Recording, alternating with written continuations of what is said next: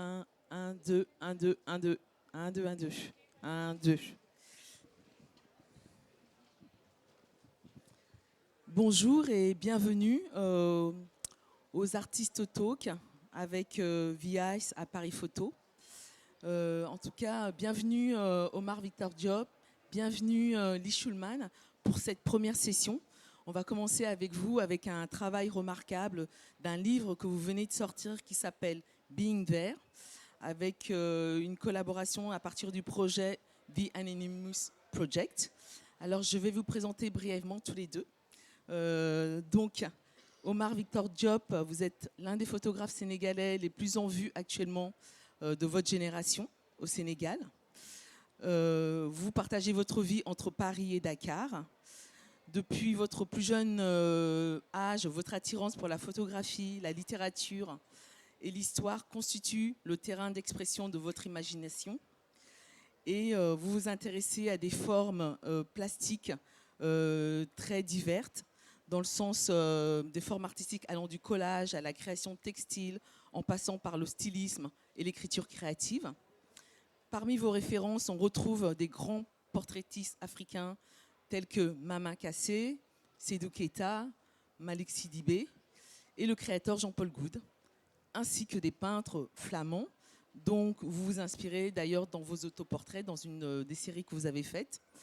Par contre, après des études supérieures en finance et en gestion, vous avez décidé en fait de quitter ce milieu rapidement et de vous consacrer entièrement à votre carrière artistique de photographe. Bienvenue. Nous allons après passer à Lee Schulman. Vous êtes réalisateur, directeur artistique et ça fait depuis pas mal de temps que vous avez mis en place ce projet qui s'appelle The Anonymous Project. Et c'est à partir de ce projet-là que vous venez en fait de produire en fait cette collaboration avec Omar Victor Diop. Donc comment en fait, pourquoi en fait avoir eu envie de collaborer avec ce grand portraitiste? Bonjour tout le monde. Déjà, merci. Écoute, moi je connaissais le travail de Omar, je suis très fan, je suis toujours adoré son travail. Et quand j'ai commencé le projet de Anonymous Project, j'ai toujours trouvé que c'était un projet un peu collaboratif quand même, parce que j'ai toujours collaboré avec des autres artistes. Et même dans ce projet-là, on regarde les images. Je trouve qu'il y a toujours avait un petit chaise vide dans ces images. Et donc quand je regardais ces images, c'est vrai qu'il y a quelque chose qui me perturbe dans ces images, quand on voit une société américaine, blanc, moyenne classe comme ça, et l'histoire de ségrégation des États-Unis des années 50, ça me frappe beaucoup. Et quand je vois qu'il y avait souvent une chaise vide avec le photographe qui se lève, qui prend une photo, j'ai parlé avec Omar, je dis écoute, je veux une idée, je pense que c'est une idée très forte et j'ai très envie de travailler avec toi, parce que j'adore son travail. Et son histoire d'être autoportraitiste, je trouve que c'était parfait, c'était vraiment le parfait mélange. Et donc j'ai demandé, j'ai envoyé une invitation à Omar pour rejoindre le projet et heureusement il m'a dit oui. Alors Omar, ce projet est un peu une continuité en fait de votre travail que vous avez fait en fait, qui a commencé en 2014 avec le projet Diaspora. Et ensuite, il y a eu aussi le projet Liberty en 2017, qui est un peu l'histoire du lien de l'Afrique avec le reste du monde. Et comment, en fait, quand en fait, Lee vous a proposé de travailler avec lui, parce que la sélection des images, quand même, est quand même la période des années 50, 60 des États-Unis, la période ségrégationniste. Du coup, comment un corps noir s'incruste, en fait, dans cette série de photos où il y a justement, c'est l'entre-soi des corps américains blancs. Merci. Je pense que ce qui m'a séduit dans l'idée de Lee, c'était justement cette chaise vide, cet espace vide. L'idée, c'était d'accorder une valeur symbolique à cet espace parce qu'il représente aussi toute l'exclusion, tout le déni d'opportunités, d'humanité finalement, qui caractérise aussi cette période qui va des années 40 aux années 60 aux États-Unis. Une période aussi qu'on a tendance à édulcorer dans notre mémoire. On s'en souvient comme une période glorieuse, une période d'épanouissement, mais ce n'était pas pour toutes les populations. Et les minorités raciales, les femmes aussi, n'avaient pas accès à cette vie. Et donc, en fait, ça nous permet d'interroger le rapport qu'on a avec l'histoire. Et c'est en cela une piqûre de rappel pour qu'on reste vigilant sur les questions d'équité, de partage et de reconnaissance mutuelle. Et du coup, je sais que la production en fait, photographique a été un travail très intense, très minutieux, avec beaucoup de recherche, de détails. Comment justement un cinéaste travaille avec un photographe, Lee? Très bien, très facilement et assez chouette. Je conseille à tout le monde de le faire.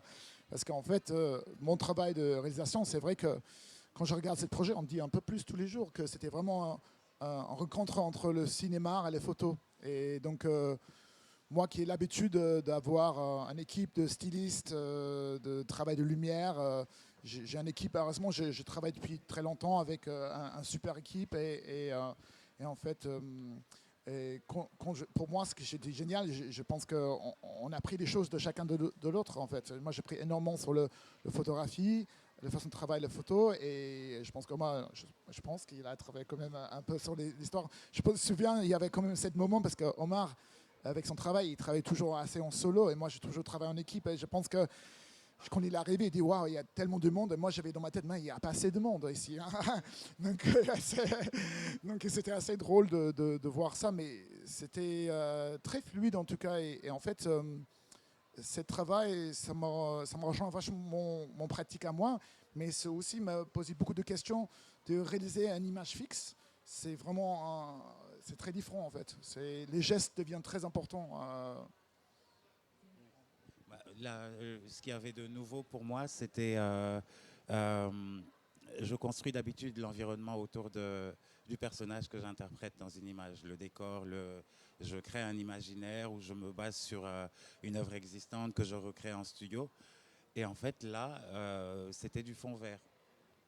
Et donc, en fait, ce qui est intéressant, pendant que je suis en face de Lee qui prend la photo, moi, mentalement, je dois garder une image assez précise des angles, de la posture, du sourire auquel je réponds. Et ce qui a été génial, c'est que j'ai pu profiter du coup de l'expérience de Lee en tant que réalisateur pour ce baptême de feu, finalement, dans un jeu d'acteur avec des attitudes qui sont différentes de celles que j'avais sur mes autoportraits, qui étaient un peu plus solennelles et un peu plus figées. Je trouve que c'est pas évident quand même, justement, de se projeter, de se plonger, en fait, en plus, dans des images qui sont pas, dans des univers aussi, où tu te sens exclu, et sur un fond vert. Et tout est fait, je dis vraiment, dans le détail. Et du coup, il y a un travail de post-production après qui est très très important. Et comment en fait vous avez travaillé par rapport à ça? Ouais, comme j'ai dit, on a une équipe qui est géniale, et dans cette équipe, on a eu aussi quelqu'un qui était très important pour nous, parce qu'on a un retoucheur, Fred Moreau, qui est un incroyable, un énorme talent, qui nous a beaucoup aidé. Mais ce qui est marrant dans cette façon de travail, je sais pas, comme réalisateur, souvent, même artiste, on travaille souvent sur les perfections des images. Et là, on avait travaillé sur les imperfections. Et c'était assez intéressant de travailler à l'envers un peu, parce qu'on n'arrêtait pas à avoir des conversations. Oui, les bouges, la main doit être floue, et on essaie d'intégrer Omar dans ces images-là. Il fallait vraiment, déjà, Omar à la base, il a les gestes et les attitudes, très bon acteur comme il est. Il fallait que ça matche les images. On a souvent, je me souviens à un moment, donc c'était génial, collé toutes les images sur le mur comme un storyboard d'un film. C'est un peu comme je travaille, c'était marrant. Et et ensemble, on va jusqu'à l'image. On a parlé de l'image juste avant, quand on chutait. On a discuté un peu ce qu'il y a. Et les propositions de Omar étaient superbes. On a après 3 ou 4 différentes pauses en parlant entre nous. Mais l'idée pour Omar, c'est de ne pas s'effacer, mais c'est d'être vraiment partie de la scène, d'être vraiment uni avec les autres personnages. Donc ça, c'est vraiment le travail d'interprétation de Omar qui était au top. Et après ça, comme j'ai dit, il y avait quand même des mois de travail de post-production après. On a retouché les images et on est revenu sur les images souvent aussi.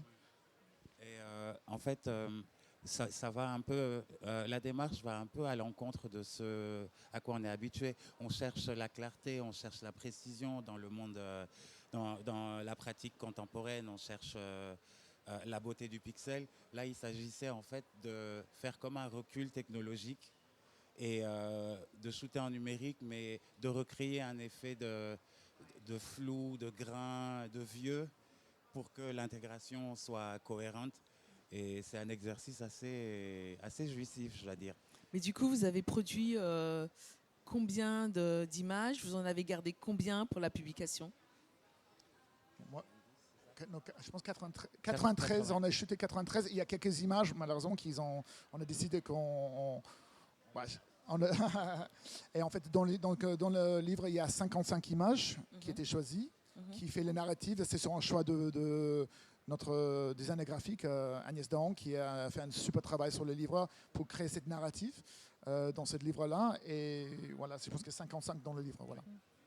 Et du coup, en termes de construction du livre avec votre éditeur, c'est un travail à 3. Comment vous avez en fait décidé de sélectionner les photos, l'ordre pour raconter une forme de narration, trouver un rythme en fait dans la publication? En fait, l'idée c'était de montrer toutes les facettes, toutes les choses qui font une vie. Donc des moments professionnels, des réunions entre collègues, mais aussi des moments familiaux, des moments de couple et aussi des moments de vacances, notamment au ski. J'ai pu enfiler ma première paire de ski. et en fait, c'est un peu... L'idée, c'est vraiment de garder la construction d'un album photo. Oui, c'est ça. On avait cette idée d'un album photo de famille, un peu. Donc, le livre, lui, aussi, il est dans la forme un peu d'un album de photos de famille. Donc, ça, c'était cette idée. Et vous proposez une nouvelle façon d'agiter les esprits et d'interroger les représentations des corps minorés avec beaucoup d'humour. Comment ce travail rentre-t-il en résonance avec les urgences contemporaines d'aujourd'hui? Je pense que le pari qu'on a fait de garder un ton enjoué malgré la sérieuseté du sujet est un pari qui fonctionne. Je pense que des interactions qu'on a eues, le message passe en fait. Le public, en tout cas ici, est un public mature qui sait voir dans la dérision un discours politique. Et ça, en fait, je pense que c'est quelque chose qui nous fait beaucoup plaisir. Je pense qu'il n'y a rien de plus sérieux que l'humour, en fait, pour moi personnellement, parce que je pense que l'humour, c'est une façon incroyable, un outil incroyable pour arriver à des choses plus sérieuses. Je pense, pour moi personnellement, il y a beaucoup d'artistes que j'aime bien qui touchent l'humour, et c'est souvent une façon d'accéder à quelque chose de plus sérieux derrière. Et c'était comme on avait vraiment envie de travailler sur cet équilibre comme ça. Donc moi, je pense que souvent dans l'art, on met l'humour à côté. On dit que il faut qu'on ait 100% sérieux. Je ne suis pas d'accord. Moi, je pense que l'humour et les sujets importants, ils peuvent faire un bel mélange. Et toujours dans la publication, vous avez, il y a du texte. Pourquoi? C'est important d'avoir... Parce qu'il y a 2 styles de texte. Il y a une interview et un texte critique. Oui. En fait, le texte pour des faiseurs d'images, c'est une façon aussi d'inscrire sur le papier tout ce qu'on a suggéré dans l'image. Et on a eu la chance d'avoir Taous Damani, qui nous a écrit un texte et qui a du coup inscrit ce projet dans une lecture politique, sociologique, avec des termes peut-être qu'on aurait formulés d'une manière un peu plus... un peu moins soutenue et structurée. Et l'apport de Taous et l'apport d'un auteur, d'une historienne, d'une autrice, d'une historienne de l'art dans ce livre lui donne une dimension encore plus importante, plus académique.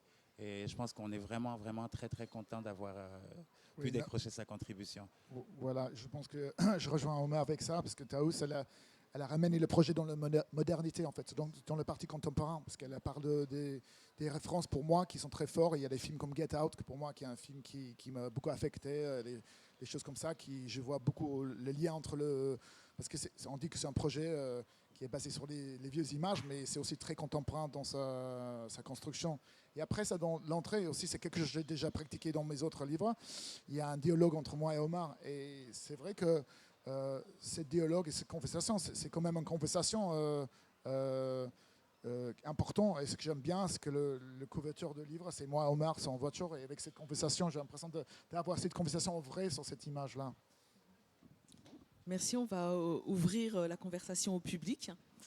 Alors, est-ce qu'il y a des questions dans la salle ? On sait que c'est la première conversation, donc ne soyez pas timide. Oui ?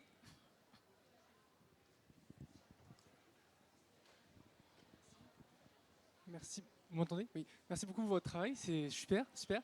J'avais une question par rapport aux photographies. Vous les avez tirées d'où et elles viennent d'où les photographies originales qui ont été utilisées ? Oui, c'est ça.